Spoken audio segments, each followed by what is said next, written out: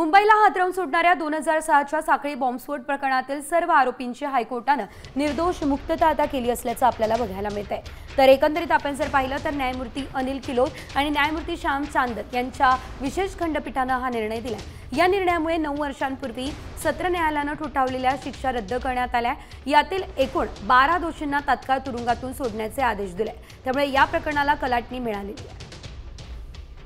हायकोर्टाने नेमके काय आदेश दिलेले आहेत आपण बघूयात। साक्षीदारांच्या साक्षी विश्वास ठेवण्यासारख्या नाहीत। तर स्फोटाच्या 100 दिवसांनंतर साक्षीदारांना आरोपी आठवणं अशक्य आहे। तर स्फोटांसाठी वापरलेले बॉम्ब ओळखण्यात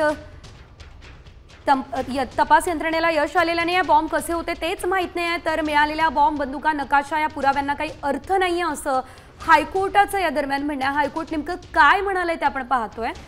एकंदरीत 19 वर्षांनंतर आता हा निकाल लागलेला आहे आणि त्यामध्ये यावेळेस या सर्वांना निर्दोष मुक्त करण्यात आलेलं आहे। सर्व आरोपींची मुक्तता झाली आहे।